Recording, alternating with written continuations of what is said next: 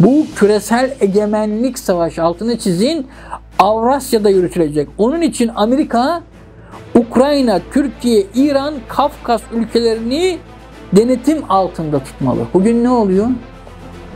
İnsanların nasıl kodlanacağını, HES kodlarınızı yeni çıkarttınız. Onun dışında dijital parayla tek para birimine nasıl geçileceğini, hepsi burada anlatılıyor. Derin milli devlet denizaltı gibi su yüzüne çıkarıp kendini gösterme zamanıdır. Avrasya'ya egemen olan güç, dünyanın en ileri ve ekonomik olarak en verimli 3 bölgesinden ikisini kontrol edebilir.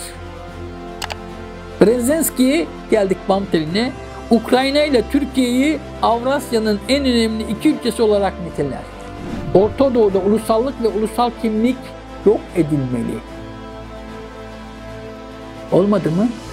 Kadife devrimler, Irak, Suriye. Ahmak olan bundan sonra haindir, ahmak değildir, aptal değildir, haindir. Diyor ki Türkiye küreselleşme adlı bu köleleştirme amaçlı saldırının en son ülkesi seçilmiştir. Az evvel ne dedik?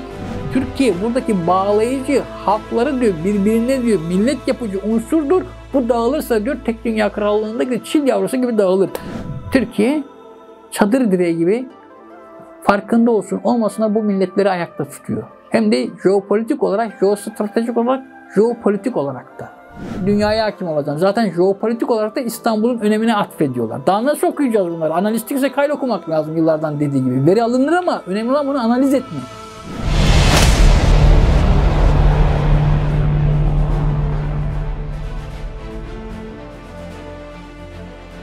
Selamlar, sevgiler, değerli Hazır Kıta Akademi sayfamızın, YouTube sayfamızın takipçileri. Yıllardan gelen bir birlikteliğimiz içerisinde biliyorsunuz ki pek çok şeyi programlarımızda sık söylediğimiz gibi tikelden tümele çözmeye çalıştık. Bu mantığı kurduk. Ve bugünkü konumuzda pek ehemmiyet verdiğim, inanın kendim bile okudukça tekrar okuma gereği duyduğum İsrail'in A planı kitabı. Pek çok yayıncı da bu kitabı zamanında basamadığı için bana şunu söylemişti. O kitapta okuduğumuzda, yani daha önceki yayıncılar da okuduğunda keşke o kitabı biz bassaydık. O gün söylediklerinin hepsi, yani bu kitap İsrail'in şifresinden 3-5 ay sonra çıktı. Aralarında yayın evlerinin bir rekabet oldu. Elinde dosya var mı dediler ki de hikayesini anlatayım. Var dedim. Çok yoğun bilgilendirdiğimiz, enforme edildiğimiz yıllardı. Savcılar, hakimler, Milli Güvenlik Kurulu'nda çalışmış paşalar ve ekipleri, bunlar bizlere dosya sürekli servis ediyorlardı. Yurt dışından da çıkmış önemli kitaplara Türkiye'ye sokulmamış, halk aydınlanmasın diye Türkiye'ye de sokulmamış kitapların özetleri vardı. Bunlar entelektüel, kimisi doktor, kimisi sosyolog, kimisi psikolog, kimisi bunların daha yüksek görevlerde vazife alan insanlarda, fakat herkes kendi alanında ve bunların da çoğu 3-4 dile vakıf insanlar İspanya'da çıkan kitabı, İngiltere'de çıkan kitabı, Almanya'da çıkan kitabı, kendi Çin'de çıkan kitabı kendi dillerinden takip edip özetlerini çıkarıyorlardı. Orada arşivlerde de vardır ve bu özetleri, dosyaları bize aktarıyorlardı. Tabii bunu bilelim diye, yani insanları uyandıran genç gazeteciler, röportajlar, haber müdürleri olarak insanları uyaralım diye. Ama kim giriyordu bunlara? Bunlara kim giriyordu? Hali başımıza iş açılır veya işte işimizden oluruz. Sermayeyle medya kurumlarının bağlantısını bilenler bu dosyalara giremiyorlardı. Ama diyoruz ya, hani Hazreti İsa'dan örnek veriyoruz. Bir mücadeleye, manevi, milli bir mücadeleye gireceksen kuzu kendini feda edecek. Yani kutsal bir emanet. Feda ettik o yıllarda. Bu dosyaları çok sağ olsunlar. Ama belki farkında değillerdi bazıları ne yaptıklarının, ama Allah işte takdir ettiğim her şey oluyor. Farklı yayın evlerinden, o zamanlarda söylendi, niye bu kadar çok yayın evi? Bir yerde toplasanız inanın hem kitapların hızına hem de bir yayın evi bunları derlemeye, toplamaya başladığı zaman 3-4 yayından sonra başına işler geliyordu.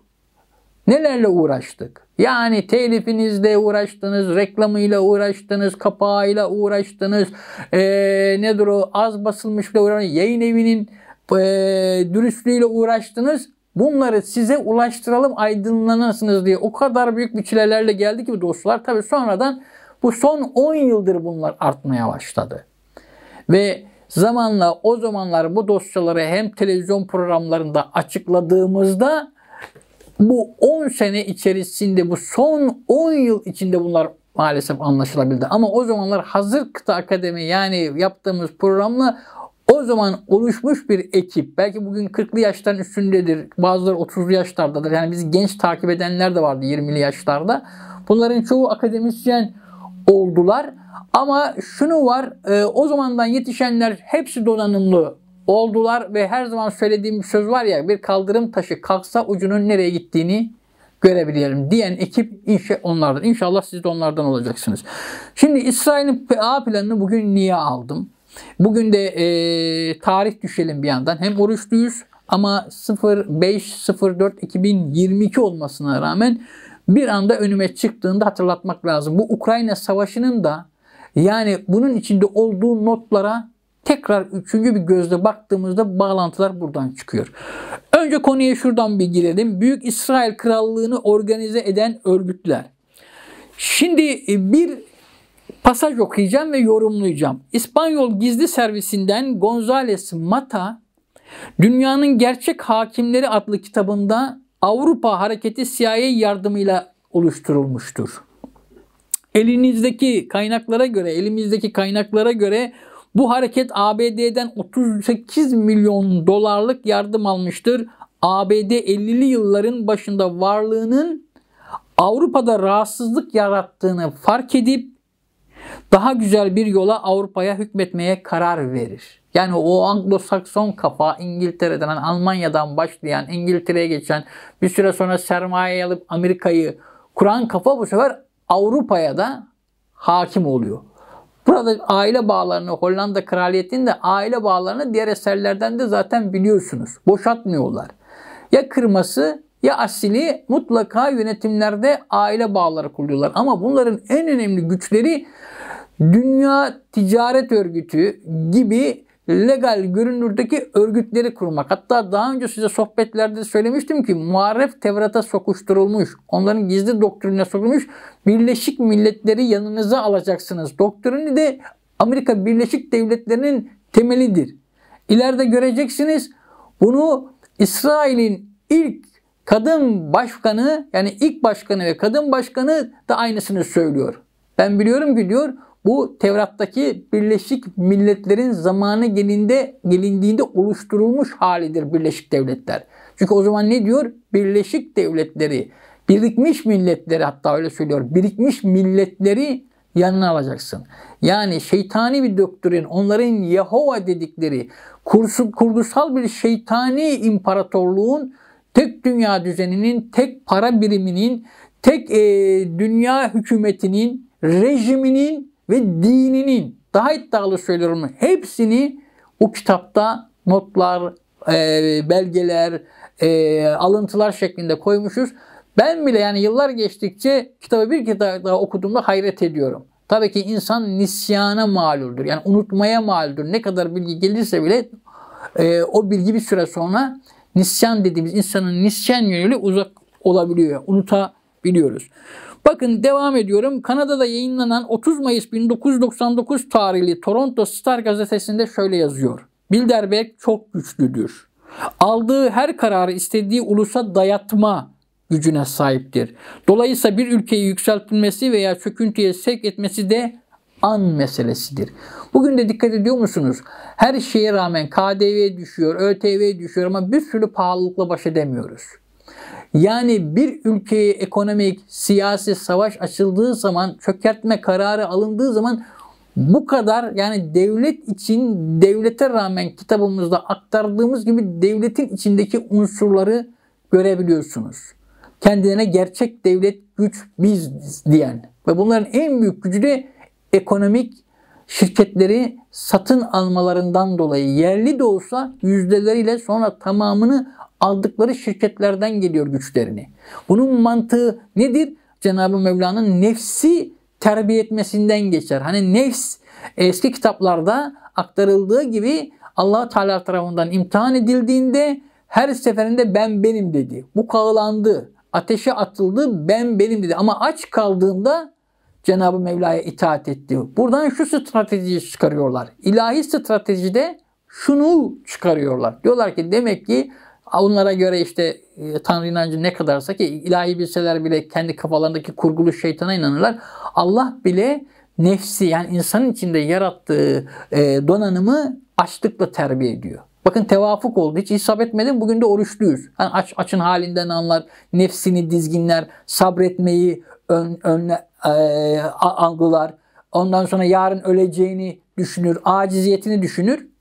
Bakın bunlarda dünyaya bir açlık, kıtlık yaşatarak Yusuf kıssasına bir örnek vermiştim size. Dünyayı dizginleyeceklerini örneğini verirler. Çünkü Hazreti Ali de bunu şöyle tamamlar. Açlık namert doğurur. Kaos, anarşi. Bugünkü açlığın da bugünkü nedir o kadar mal varlığına rağmen insanların bir durumu daha iyi olması gerekirken bugünkü fahiş fiyatlarla da ya bugünkü tarım politikalarıyla da hayvancılık politikalarıyla da yanlıştan dönülmek istenmesine rağmen uğraşılmasının temel sebebi bu. Çünkü açlık, susuzluk bunun ilerisi gibi boyutunu söylemiştim size. İklimle ilgili gelecek, hava sahalarıyla gelecek. Haliyle şimdi İsrail A planında Davis Ütopya'da neler planlandığını bir kez daha öğrenmiş olacaksınız. Derleyip toparlayacağız inşallah. Şimdi 1970'te David Rockefeller ve Zbigniew Brzezinski, bu isme dikkat edin, birkaç kere daha açıklayacağım. Brzezinski tarafından kurulan Trilateral için gazeteci yazar Jim Marrs şunları söylüyor. İspanyol gazeteci şunları söylüyor. Gizli dünya devletinin ekonomik ve politik kararlarının alındığı gizli bir biraderlik bağına önemli bir örgüt. Trateler için diyor ki gizli dünya devletinin ekonomik ve politik kararlarının alındığı gizli bir biraderlik bağına sahip önemli bir örgüt. Biraderlik bağı ne diye geçer? Mason locaları diye geçer. Siyonistlerin çiftliklerimiz dediği yerlerdir. Yani burada bize ehil olan adamların sadakatini, işbirliğini, parasını, her şeyini ölçeriz.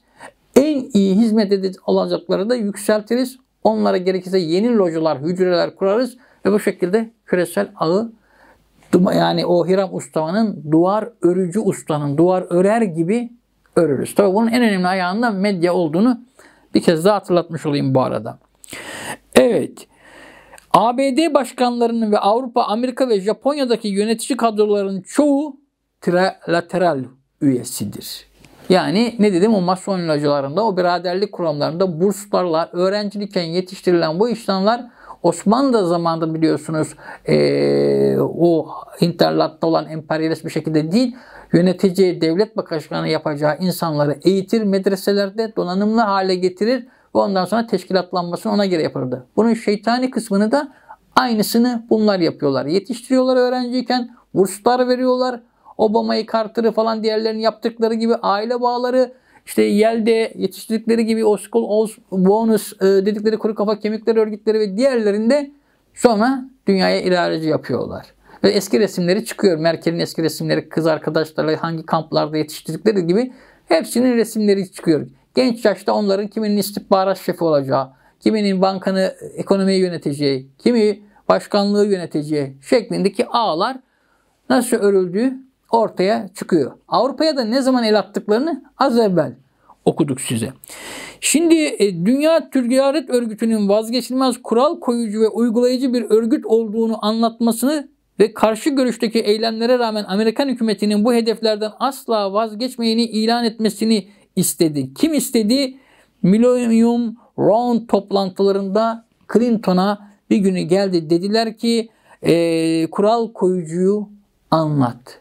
Kural koyucu dünyada biziz. Ve Clinton da o dönem Türkiye'ye de geldi. Hatta şifreli bir söz söyledi. Bunu o zamanın milletvekilleri ahmakça alkışladılar. Dediler ki 20. yüzyılı Osmanlı'nın dağılışı, Osmanlı'nın yıkılışı belirledi. 21. yüzyılda dedi Türkiye'nin gidişatı belirleyecek. Bundan daha açık, Türkiye'yi ziyaret ettiğinde zamanında açık bir belki de bir tehdit veya konuşulanları saklamama üzerine bir cümle bu mecliste maalesef alkışlanır haldeydi.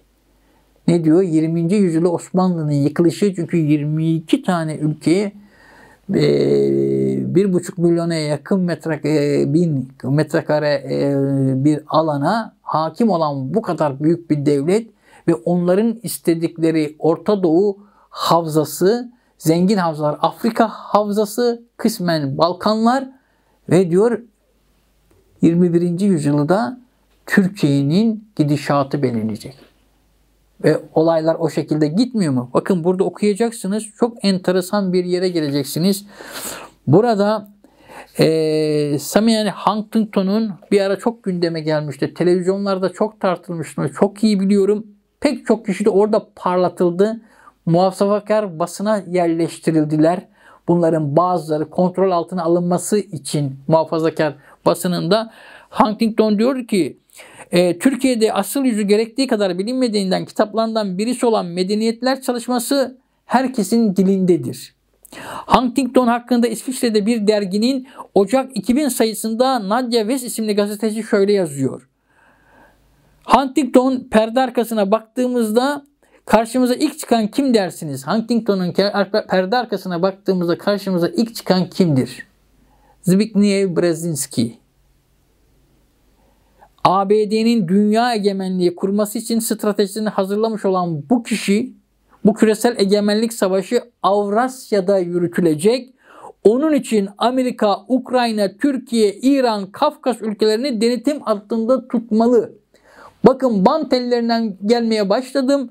Ne diyor burada daha o zamandan Brzezinski, yani bu işin tasarlayıcısı, projeyi sunucusu, beyni, Henry Kissinger gibi beyin adamlardan, yani dünyanın ön planında görünen o küresel şeytani aklın, lobinin, royuntalı yuvarlak masanın proje müdürleri, CEO'ları, sözcüleri aynı zamanda diyor ki bakın, geçen ülkelerin ismine bakın. ABD'nin dünya egemenliği kurması için stratejisini hazırlamış olan kişi ne diyor? Bu küresel egemenlik savaşı Avrasya'da yürütülecek. Bu küresel egemenlik savaşı, altını çizin, Avrasya'da yürütülecek. Onun için Amerika, Ukrayna, Türkiye, İran, Kafkas ülkelerini denetim altında tutmalı. Bugün ne oluyor? Putin ne dedi? NATO, Ukrayna üzerinden ve diğer bloklar üzerinden yerleşiyor. Onlar ne diyor? Bu da diyor ki Avrasya'da yürütülecek dünya hakimiyeti. Orta Doğu zaten dizayn edildi. İleride geleceğim. Ve İşya kısmında Yahudilikte geçiyor. Önce Babil'i yıkacaksın diyor. Babil'i yıktıktan sonra diyor yeniden inşa edeceksin. Peki Babil, Irak yıkılmadı mı? Siz ne Armagedon'dan bahsediyorsunuz? Armagedon, Babil'in yıkılmasıyla 11 Eylül'ün milenyum tarihine girmesiyle milenyuma göre başladı. 11 Eylül olayı, İkiz Kuleler olayı dünyayı şoklayıp ilandır. Şofar borasının tabiri caizse Yahudi şofar borasına dünyaya hakimiyet ilanıdır. Ve ondan sonra ne diyor? Gizli pasajlarda göreceksiniz. Torahlarda. Dünya hakimiyetini diyor. O eski diyor medeniyetlerin beşiklerini üzerine kurulmuş olan, çünkü o zaman şeytanın imparatorluğuydu Babil. Ondan sonra onun üzerine kuruldu. Tekrar eski Babil'e döndürecekler. İstanbul'da bu planın içerisinde. Kudüs'te taht olarak, yani krallığın merkezi olarak, burada pasaj okuyup açıklayacağım size. Kitapta hep belgeleriyle, verileriyle, açık istihbarat verileriyle verilmiş.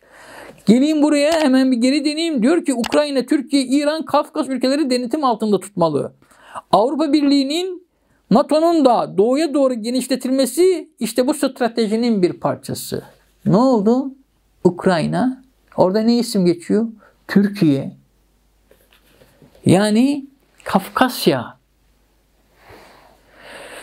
Şimdi bir yerde daha geliyorum, bir not. CFR üyesi Carol Quigley, Tragedya ve Umut adlı kitabında CFR'nin temel inancının ulusal sınırları silerek, CFR'nin temel inancının ulusal sınırları çizerek, devlet diye bir şey bırakmayacaklar. O yüzden az daha ileriki bölümlerde söyleyeceğim. Belki daha önceki çekimlerde de gelecek. Bu bitmez.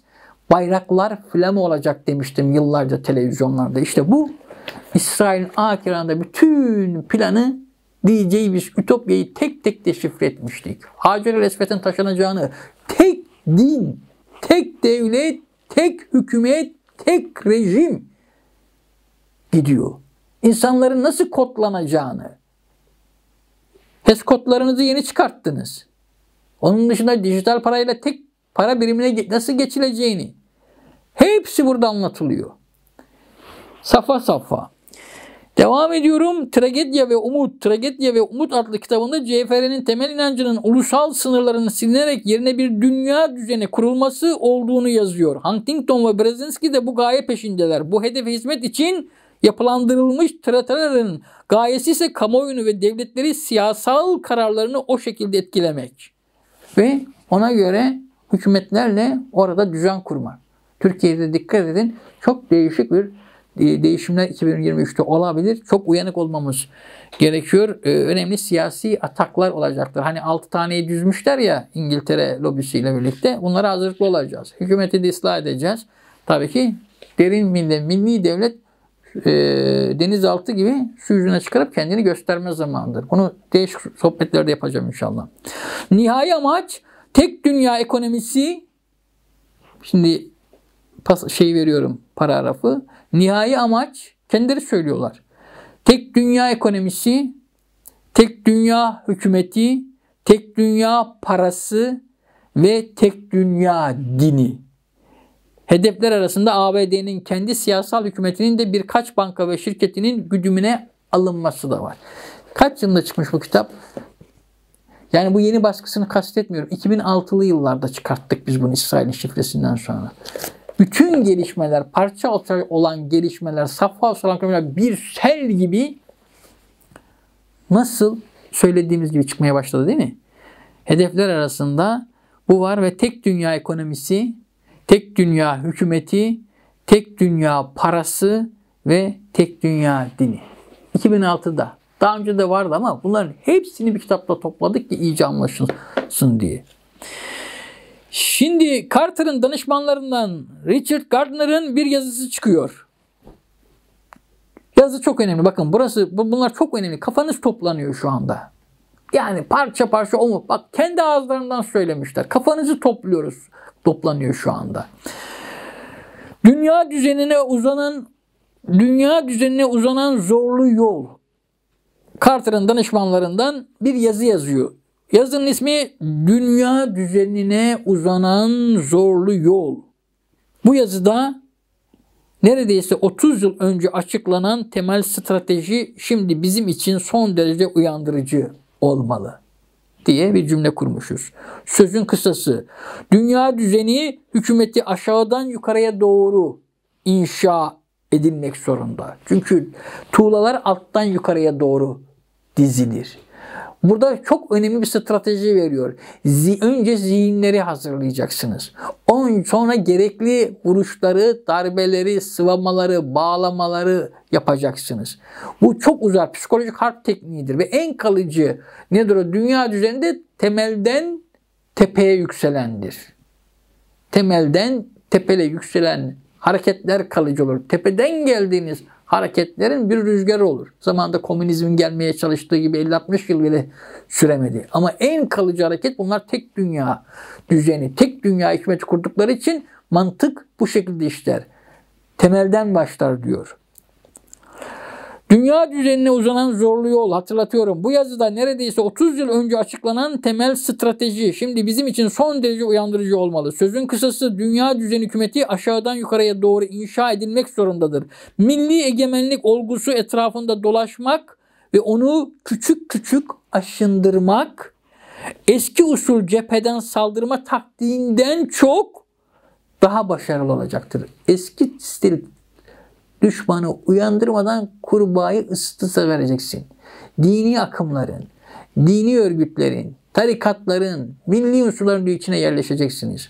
Onları gevşeteceksiniz. Onları bir ütopik hale getireceksiniz.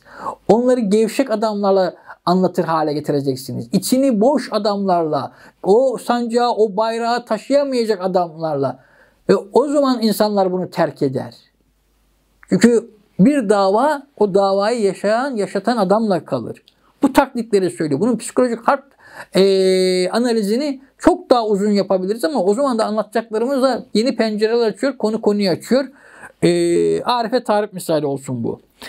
Evet, devam ediyorum. Büyük satranç tahtası. ABD başkanların akıl hocası stratejist Zbigniew Brzezinski bu kitabında dünya hakimiyeti için Avrasya'nın önemini şöyle özetler. Avrasya yerkürenin en büyük kıtasıdır ve jeopolitik bir eksendir. Avrasya'ya egemen olan güç dünyanın en ileri ve ekonomik olarak en verimli 3 bölgesinden ikisini kontrol edebilir. Alın size Rus-Ukrayna savaşı ve akabinde nereye sıçrayabilirle ilgili ön sezi ve öngörülerle ilgili bir anekdot. Diyor ki Avrasya yerkürenin en büyük kıtasıdır ve jeopolitik bir eksendir. Avrasya'ya egemen olan güç dünyanın en ileri ve ekonomik olarak en verimli 3 bölgesinden ikisini kontrol edebilir. Brzezinski geldik bam teline. Ukrayna ile Türkiye'yi Avrasya'nın en önemli iki ülkesi olarak niteler. Fragmanda da burayı öne çıkarırız. Bakın bugünkü savaşı burada çözüyorsunuz. Brzezinski ne diyor? Diyor ki Ukrayna ile Türkiye'yi Avrasya'nın en önemli iki ülkesi olarak niteler ve Türkiye'nin önemini şöyle özetler. Türkiye Karadeniz bölgesinde istikrarı sağlamakta. Akdeniz'e geçişi kontrol etmekte. Rusya'yı Kafkasya'da dengelemekte. İslami köktenciliği panzehir sunmakta ve güneydeki dayanak noktası olarak NATO'ya hizmet etmektedir. Biz de NATO'nun kontrolünden çıkmaya çalışıyoruz. Doğu Akdeniz havzasına hakim olmak istiyoruz. Ceddimiz gibi bağımsız ama dünyada ticaret dahil olmak üzere her türlü ilişki kontrolümüzde masada olmak istiyoruz. Fakat ne diyor? Şimdiye kadar NATO'ya hizmet ediyordu diyor. Ve diyor Ukrayna'ya dikkat ederseniz Ukrayna'yı ateşe attılar. Demek ki arkadaki asıl niyetin her zaman söylüyorum Türkiye olduğunu Brzezinski ne dedi? Avrasya egemen olan güç dünyanın en ileri ve ekonomik olarak en verimli 3 bölgesinin ikisini kontrol edebilir. Peki burada hangi iki ülkeyi öne çıkarttı? Ukrayna ve Türkiye. Şimdi Ukrayna nerede? Hedefe konulmuş durumda. NATO ne zaman girecek acaba topa? Ve Türkiye ne zaman acaba iç unsurlarla önce? Ne dediği taktikleri okuyun. Bak daha önce ne dedim? Artık cephe savaşı değil diyor. Stratejik savaş, ekonomik savaş, içeride siyasi savaş. Yani içeriden oyacaksın diyor. Kurbağayı içeriden ısıta diyor öldüreceksin. Taktik buna döydü. O yüzden bütün bunları akılcıl bir okumayla bu kitaptaki gibi veya analizleri bir araya getirdiğinizde analistik zeka çıkıyor. Taktik anlaşılıyor. Ve bugün niye Ukrayna'nın hedefe alındığını çünkü Avrasya'ya hakim olan diyor dünyaya hakim olur. Ve bunun içerisinde en önemli olarak Ukrayna ile Türkiye'yi görüyor Karadeniz havzasında. Şimdi Noam Chomsky'nin Kader Üçgeni adlı kitabında yer verdiği Kudüs, Amerikan Girişimcilik Enstitüsü'ne aittir bir belge. Günümüz gerçeğini açıkça ortaya koymaktadır. Orta Doğu'da ulusallık ve ulusal kimlik yok edilmeli. Olmadı mı? Kadife devrimler, Irak, Suriye. Orta Doğu'da ulusallık ve ulusal kimlik yok edilmeli. Bunun için de Orta Doğu'da Osmanlılaştırılmalıdır. Ne enteresan. Bir ara bir Osmancılık projesi vardı. Yani ne demiştik? Özal'a bir teklif getirilmişti. 3 İsrail projesi. Sizi 3 İsrail yaparız. Büyük İsrail Krallığı demiştim. Duruyor. Tepede bir kitap çıkmıştı. Ve Türkiye 3 kıtaya yayılmış. Ama Amerika'nın yaptığı gibi İsrail'in gladyatörlüğünü yaparak yeni gladyatörlük görevi Amerika'dan Türkiye'ye veriliyor. Orada Ermenistan, orada Kürdistan, burada Türkiye. Orada fare kadar kral İsrail duruyor. Yani gladyatör Türkiye. Askeriyle, polisiyle İsrail hedeflerine hizmet eden.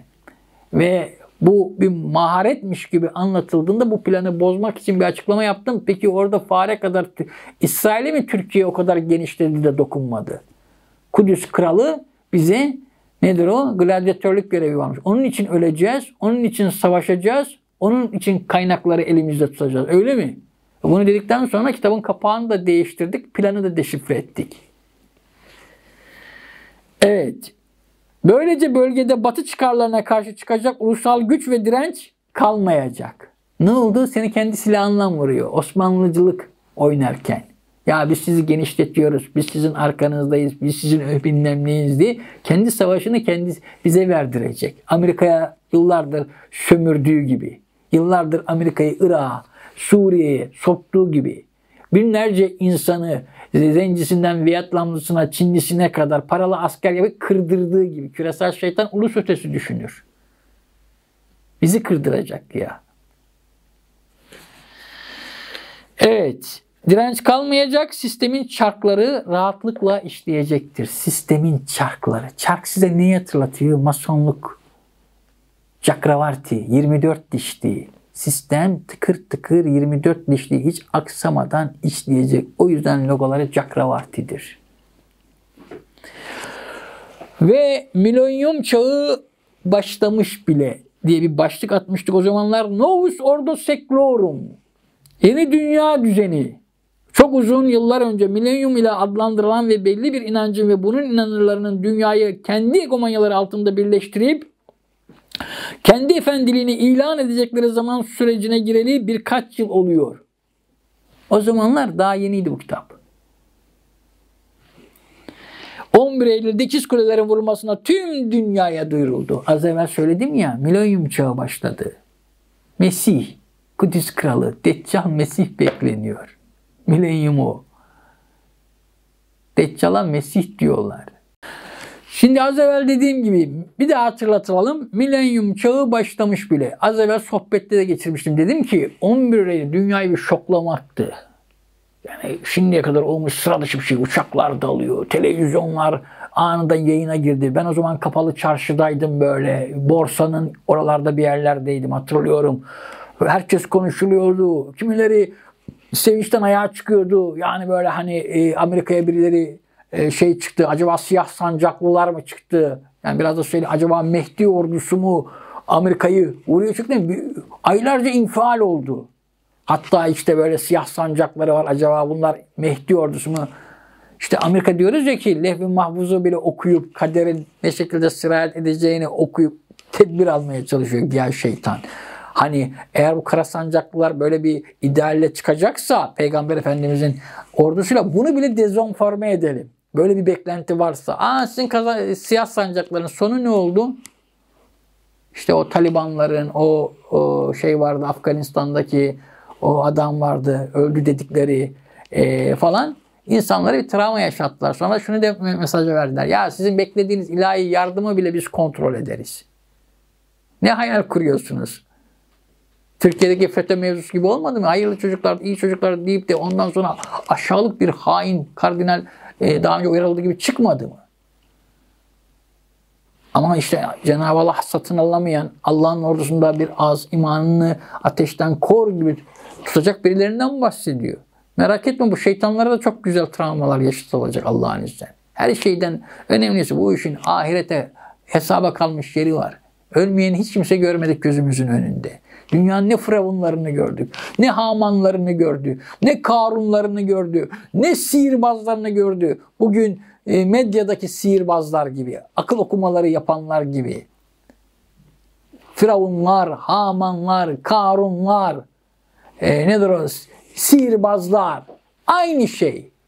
Kılık kıyafet değişiyor sadece. Şimdi devam ediyorum.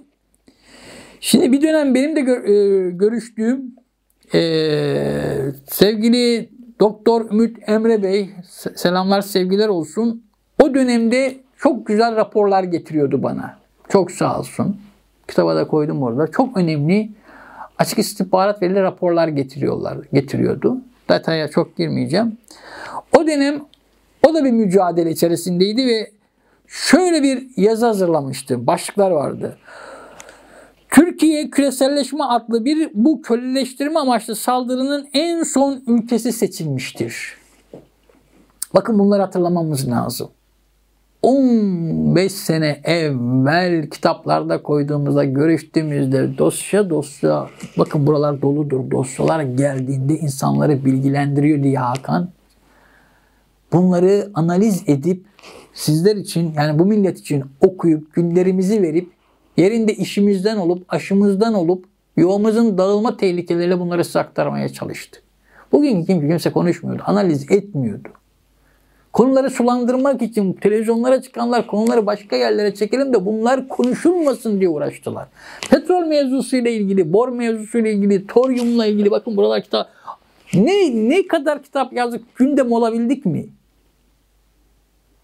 Ama ilgi çekiyordur. En azından kontrolde parapsişik mevzuları konuştuk ama şahsi mevzularda devletlerin nasıl kullandığını, nasıl hipnoz ettiğini ancak konuşuyoruz.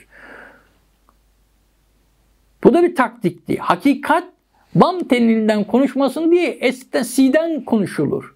Hakikat bam telinden doğudan vurmasın diye siden vurdururlar. O insanı engelleyemiyorlarsa bari bu kadar olsun diye. O yüzden bazen programlarda konu mankeni durumuna düşürülmeye çalışıyoruz. Evet çok doğru söylüyor. Evet izleniyor ama konuyu şurada tutalım şeklinde. Bunları o yüzden işte bilmeniz lazım birincil aynaktan. O yüzden diyorsunuz ki Hakan Hoca'nın sola yapması lazım. Edebiyle yapıyoruz biz bunu. Hükümetlerimizi, devletlerimizi uyarıyoruz. Ahmak olan bundan sonra haindir, ahmak değildir, aptal değildir, haindir. Yıllar evvel söylediler ya. Cumhurbaşkanı danışmanlarıyla dedik Ankara'da buluştuğumda uçak biletlerimizi yaktırdılar. Sohbet edelim diyor oradakilere. Ve arkamdan adam aradı. Ben Cumhurbaşkanlığı danışmanıyım dedi. 22. dönem bir partinin, hükümetteki bir partinin milletvekiliydi. Adam hakim. Soyu sopu hep kadı. Eşi hakime, oğlu avukat. Şunu söyledi bana. Hocam ki ben ona 10 tane kitap ya da 8 tane ya bırakmışım ya bırakmamışım. Bugünkü gibi 25-30 tane set bırakamadım. O kadarıyla bile şunu söyledi. Dedi ki inanın dedi kitaplarınızı okuduğumda dedi hayretler içerisinde yakalıyorum dedi. Bu kadar güzel hani veriler bir araya analiz edilmiş. İnanın cumhurbaşkanları dedi bunların %10'unu bilmiyor dedi. O zaman Abdullah Gül'dü Cumhurbaşkanı onu söyleyeyim. Kendisi de Sezer'in galiba Sezer'le de çalışmış. Neyse. Cumhurbaşkanları bile dedi bunların %10'u. Yapmayın hocam dedim. Dünyadan bütün istihbarat akıyor. Okumuyorlar ve bilmiyorlar. Hepsi de önlerine böyle derli toplu analiz olarak gelmiyor dedi. Ben biliyorum ben. Cumhurbaşkanlığı danışmanlığı yaptım dedi. İsim veremiyorum. Nedir o? Bilen biliyordur. Şimdi geliyorum burada. Diyor ki Türkiye küreselleşme adlı bu köleleştirme amaçlı saldırının en son ülkesi seçilmiştir. Az evvel ne dedik? Avrasya'yı birisi bahsetti. Avrasya'da Türkiye'nin önemini bahsetti. NATO'nun onu nasıl kullanması gerektiğini ve şimdiye kadar kullandığını söyledi. Ve Ukrayna ile Türkiye'ye dikkat etti. Ukrayna bugün nerede? Tezgahta, hedefte. Arkadan Avrasya'ya nasıl çeki düzen vereceklermiş? Bak önce 3-4 tane ülke geçti. İran'ından şeyine kadar nedir o? Var burada Ukrayna, Türkiye, İran, Kafkas ülkeleri diye. Sonra bu da birazcık daha tikele indi. Ukrayna ve Türkiye indi iş. Evet. 11 Eylül yani milenyum çağının başlamasıyla bile dünya hakimiyetinin başlaması, dünya hükümetinin başlamasıyla bile daha biyolojik terörlere ileride geliriz. Yani bu küresel virüs operasyonu kitabımızda da anlatırız. Virüs operasyonu yani 11 Eylül'de başlanan operasyonu anlatıyor. Sen Armageddon'a başlamışsın diyoruz. Yıllardır lokal Armageddon başlamıştır. Bütüncül Armageddon'a gidiyor diyoruz anlatamıyoruz. Armageddon başladı mı? Başladı diyoruz 50.000 kere. 11 Eylül'de startıdır bunun. Çeçenistan'daki çatışma da Rusya'yı Çeçenistan'a sokarak şeydir bunlar. Nedir o? Bir başlangıçtır. Irak'ta, Suriye'de işte İsrail'in şifresi. Yıllar evvel yazdık burada dedik ya. Her şey niye çok şifreye gitti dedik cep boyu. Iğ'dan vuracaklar Irak, Su'dan vuracaklar Suriye, Royal'da canlı vuracaklar Ürdün Krallığı, Arabiya dağıtacaklar. Dağıtılmadı mı operasyonlarla, Selman darbeleriyle? Egypt, Mısır, Mısır'daki olayları hatırlayın. Lübnan, ekle ona Libya ve nihayet Türkiye. 60 yılında kendileri listeyi yapmışlar. Bizim ismimizde demişler şifre gezdi. İsmimizden vuracağız demişler. İsrail. İsrail. Bizim ismimizde Odet Yunan diyor bunu. Burada. Veriler burada. Arşivler burada. Pek çok insanın gözünü bu açtı. Kaç yazı, kaç doküman yazdılar. Kulakları çınlasın. Muhterem Mukaddes Pekin Başturan Hanımefendi. Kaç kere yazı yazdım hocam dedi. Beni uyandıran, bu işlere sokan dedi sizsiniz. Tabii bizim haberimiz olmuyor o yoğunluk içerisinde. Kim ne yazıyor ne. Evet, ben de yazı dizileri başlattım pek çok gazetede. Hatta bunlardan bir tanesi Orta Doğu gazetesiydi. Ve oralarda da başıma işler geldi. Bırak bunları diye uyarıldım. Reklam ve halkla ilişkilere geç diye uyarıldım. Karşılıklı işi feshetmek zorunda kaldık. Uyarı geliyor dediler. Bunlarla uğraşma. Milliyetçisinde yazamıyorsun, muhafazakarında yazamıyorsun, solunda yazamıyorsun. Zaten malindi. Nelerle mücadele ettik? Haline gelelim. Yani bunlar kolay olmuyor. Sahip çıkmanız lazım. Ondan sonra birisi yazıyor. Hocam işte çok önemli metafizik falan anlatıyorsunuz ama şu ekonomiye ya da ekmek şu kadar olmuş. Ulan biz bunları yapalı. Yıllardır biz bunları yapıyoruz. Yıllardır. Siz araba dizerken, ev dizerken, nedir o beşi birlik dizerken biz bunları yaptığımız için iş, aş, eş, her şeyimiz imtihan edildik. Neredeydiniz o zaman Nasrettin Hoca'nın nedir o filleri şikayet etmesi gibi geliyorsunuz. Hocam böyle, hocam şöyle, ilmi alan da bırakmadınız bize. Yani ilmi alanımızda da konuşamıyoruz. Kültürel alanda da hep kendi konuşamayacaklarınız korkudan bize söylettiniz. Ekmeğinize bile siz sahip çıkamıyorsunuz. Biz konuşacağız, arkada siz yoksunuz. Niye? Kiminiz polissiniz, kiminiz savcısınız, kiminiz doktorsunuz. Vicdanımız sızlıyor. Hakan Hoca konuşsun, o konuşsun, bu konuşsun. Adamların bir bakıyorsun ki çoğu ortada yok. Necip Abdülhamitoğlu sizin adınıza konuştu. Altınlarınıza sahip çıktığı için şehit edildi. Kim sahip çıktı? Raif Karadağ petrolünüze sahip çıktı. Kim sahip çıktı? Altan Duransoy ve hakeza diğerleri. Kim sahip çıktı? Fail meçhul oldu, gittiler. Konuşamıyorsun. Ne savcılar, ne bilmem ne arkadaşlar. Muhsin Yazıcıoğlu. Kim sahip çıktı? Devletin en gizli bilgilerini, belgelerini açıklayacaktı. Bu şerefsiz hain FETÖ'cülerin dosyasını asıl o açıklayacaktı. Yıllardır insanları nasıl kullandıklarına karşı. İnsan biraz vefalı ve kadir-şinas olur. Yeri geldikçe bunu hatırlatayım. Bir çeki düzen vermek lazım. Devletin de milletin de kendine çeki düzen ver. Yoksa nasıl yaşarsanız öyle yönetilirsiniz. Evet. Şimdi hedef Türkiye'dir dedik. 1. Bu ulus çok kısa bir zaman önce bu saldırıyı hem de öldü kabul edilen bir devirde geri püskürtmüş ve üstelik de oldukça güçlü bir yumruk vurmuştur. Tamam, burada bir temenni var. Yani Kuvayi Milliye eskiden de bu plan yapıldı diye. 2. Türkiye'nin coğrafi konumu tarihin her devrinde burada yaşayan insanlara stratejik anahtar topluluk olma görevini vermiştir. Bu bugün de daha fazla böyledir. Bu önemli bir madde. Artistik bir madde gibi görünüyor ki diyor ki Türkiye buradaki bağlayıcı halkları diyor birbirine diyor millet yapıcı unsurdur. Bu dağılırsa diyor tek dünya krallığındaki çil yavrusu gibi dağılır. Bu artistik bir cümle ama içi doludur bunun. Bakın Türkiye'nin coğrafi konumu tarihin her devrinde burada yaşayan insanlara stratejik anahtar topluluk olma görevini vermiştir. Bu bugün daha fazla böyledir. Türkiye dağılırsa Orta Doğu'da İslam Birliği, Orta Asya'daki Türk Birliği ve diğer milletler dağılır. Tesbih taneleri gibi. Hepsini böyle silme yer giderler. Türkiye çadır direği gibi farkında olsun olmasınlar bu milletleri ayakta tutuyor. Hem de jeopolitik olarak, jeostratejik olarak, jeopolitik olarak da. Çadır direğini biliyorlar. Biliyorsunuz ortadaki çadır direği yıkıldı mı daha o çadır tutmaz.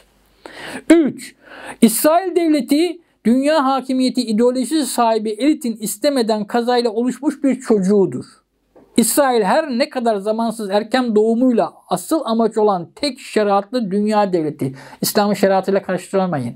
Yahova'nın kendi nizamları, yani nizam demek şeriat. İsrail tek şeriatlı, yani İsrailat şeriatlı bir dünya devletinin kurulmasını hedef ve sürecinin zamanından önce deşifre olmasına sebep olmuşsa da elitin, yani dünyayı yöneten küreselcilerin hiçbir şekilde vazgeçemediği kendi çocuğudur. Bilindiği gibi gerçek İsrail'de gerekse ABD'de İsrail devletinin varlığına Mesih beklentisi sebebiyle karşı çıkan gruplar da vardır. Dünya elitin, onlar öyle söylüyor ama küreselci şeytani örgütün İsrail'in güvenliğiyle ilgili politikaların uygulanması bakımından Türkiye vazgeçilmez derecede önemlidir. Yani Büyük İsrail'in varlığı işte zamanında o kitabın kapağına koydukları gibi o Stanford'un başındaki adamın kitabıydı bu. İşte gelecek 100 yıl ilk kapağı öyle çıktı. Kapağı ben bozdurtturdum Türkiye'de. İşte kırmızı olarak Balkanlardan işte Orta Doğu'ya, Orta Doğu'dan Kafkaslara kadar hakim. Peki o kadar fare kadar İsrail tepemizde ne duruyor dedim. Türkiye'nin oraya mı gücü yetmemiş? Yeni gladyatör devlet. Üçe parçalandığını James Baker'ın Özal'a teklif ettiğinde Kürdistan, Ermenistan'a razı etmeye çalıştığını niye söylemiyorsunuz? Özal'ın kabul etmedikten sonra zehirlenme sürecine getirildiğini. Onları niye söylemiyorsunuz? Demek ki Büyük İsrail Kraliyeti çalışıyor. Ve bugün az evvel dedim Avrasya'nın en önemli iki ülkesi Ukrayna, sonra ne diyor? Türkiye, çadır direği. İran'dan bahsediyor ve Kafkas ülkelerinin. Ve Avrasya'ya hakim olanın da dünya hinterlandında öyledir. Dünyaya hakim olacaksın. Zaten jeopolitik olarak da İstanbul'un önemine atfediyorlar. Daha nasıl okuyacağız bunları? Analistik zekayla okumak lazım yıllardan dediği gibi. Veri alınır ama önemli olan bunu analiz etmek. Evet. Dünya küreselcilerin ki o elit diyor, İsrail'in güvenliğiyle ilgili politikaların uygulanması bakımından Türkiye vazgeçilmez önemlidir. Tevrat, Muharref Tevrat diyelim, bozulmuş. Ve Tanrı insanı kendi suretinde yarattı ve onun burnuna hayat nefesini üfledi ve adam yaşayan can oldu der. Bu sözün İslamiyet'teki karşılığı olan hadis Allah insanı kendi suretinde yarattı ve ruhundan nefyetti, üfledi. Şimdi niye buraya girdik? İkilik ifade etmesi bakımından gerçeği tam belirtmeyen söylemler eksiktir. Buna rağmen insanın gerçeğini mevcut milletler içinde en iyi bilenler bu küresel şeytanlardır, yöneticilerdir. İnsanın aslında varlık sebebini, niye geldiğini çok iyi biliyorlar. Ama işlerine gelmiyor. Bu insanlar bilebildikleri kadar gerçeği kendilerine yontarak, işte bam teli burası, hakikati biliyorlar, yaratılışı bilmiyorlar, makrokozmosu biliyorlar, mikrokozmosu biliyorlar. Ama burayı kendilerine yontarak, buradan özel bir ideoloji çıkararak, buradan özel bir ideoloji, doktrin, doğma çıkararak o şeytani kafanın kurgusu budur. Tanrı olarak kendilerini adlandırmışlardır. Biz Tanrı'nın yeryüzündeki vekiliyiz. Biz de deriz, halifesi deriz tevazuyla, değil mi? Nizam kuran, düzen kuran, adalet kuran Osmanlı gibi. Bunlar öteye gitmişler. Tanrı bir enerjidir ve onun o yeryüzündeki en çok inisiye olanı yeryüzündeki tanrısıdır. Ve birazdan ileriki bölümlerde, çekimlerde kullanacağız.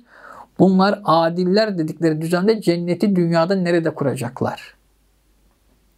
Ve Afrodit gibi kadınlarla Apollo gibi erkekleri nerede eşleştirecekler? Hangi kütüphanede DJ with Utopia diye kayıtlara girmemiş bir kitapta bu bilgiler çıkıyor. Washington'da, DC'de. Evet. Dördüncü olarak da bunun sonucu kendilerinin seçilmişliği, onlara dünyanın vaat edildiği ve dünya hakimiyetinin onlara verildiği inancının kemikleşmesi olmuştur. Ve bu uğurda da her yolu kullanmış ve kullanacaklardır. 4. Elit dediği, yani küresel şeytan diyorum ben asıl ismi, yüzlerce yıldır sinsice çalışarak ülkemizi içimizdeki işbirlikçilerle birlikte içeriden ve dışarıdan kuşatmıştır. Yavaş darbeleri bir yandan kesintisiz sürerken, yani kaplumbağa gibi ısıtarak, bir yandan da devreler halinde büyük darbeler, vuruşlar yapmaktadılar. Elitin son hedefi tümüyle takassiz düşürüp ülkeyi tam teslim olmamız, asıl olarak da manevi ölümümüzdür. Ve bunun içinde çözümler ne var? Milli duyguyu ayakta tutmalı. Ülke ve dünyamızın şu andaki gerçeğini kısa, öz, açık olarak her an vurgulamalıyız. Tümüyle kuşatıldığımızda, burası çok önemli, bam teline geliyoruz. Bugün bak gelinen noktaya hayret edeceksiniz. 2006'da diyorduk ki saksılara bile buğday ekin, geldik. Tümüyle kuşatıldığımızda, hiç çaresiz kaldığımızda anda dayanacağımız, ölüme karşı koyacağımız birkaç kalemden birisi buğday stoğumuzun olmasıdır. Geçen Cumhurbaşkanımız açıkladı ya, teşvikle biz yıllardır diyorduk ya, yani mutlaka buğday, su sahalarını kontrol edin. Yaşam sahalarını kontrol edin. Suyuna sahip çık. Manavgat'taki suyuna sahip, Tokat'taki suyuna sahip. Satılıyor dedik. Özelleştiriliyor dedik. Can damarların. Tarımına sahip çık. Ürettir çiftçini. Bak. Yağlar gelecek diye Rusya'dan bekleyeceğim. Meksika'dan buğday diye bekliyorsun. Buğday stoğumuzun olmasıdır. Bir yandan da hiç olmazsa gelecek yılın ekecek tohumumuza sahip olmamızdır. Şimdi kaç senedir bağıra çağıra yerli tohumlar, ata tohumları toplanmaya başladı. Bunları kaç yılında yapmışız? Kaç yılında? 2006 yılında.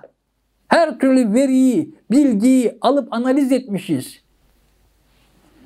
3. Henüz özelleştirme yoluyla elimizden çıkartmadığımız fabrikalarımıza sımsıkı sarılıp, bak burada aslında tatlı bir sistem var. İlim adamıyla söylüyor. Henüz özelleştirme yoluyla elimizden çıkarmadığımız fabrikalarımıza sımsıkı sarılıp ulusun ihtiyacı bunlar kanalıyla karşılayacak durumu korumamız gerekir.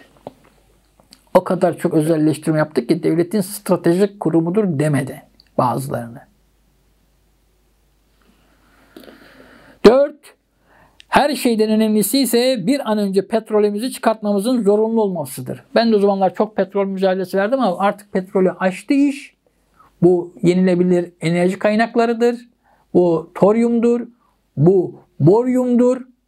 Biliyorsunuz Güneydoğu'ya gittim. Siirt'te, Batman'da yerinde gördüm. En büyük petrol kaynakları aslında ana damarlardan bazıları bizdedir. Erzurum'daki Batum ana havzasıdır. Ki ölmeden evvel TPAO Genel Müdürü kurucusu, eski Enerji Bakanı, meclisten öldüğünde kimse yoktu yanında. Bir ay evvel ben özel gizli Çankaya'daki evinde görüşmüştüm. Türkiye'deki petrol mücadelesini başlatan adam, 45 petrol mühendisini yetiştiren adam, hepsi de Yahudi şirketlerine sonradan teker teker toplanan adam, yalnız bırakılan adam İhsan Topaloğlu ile bu konuya girmiştim.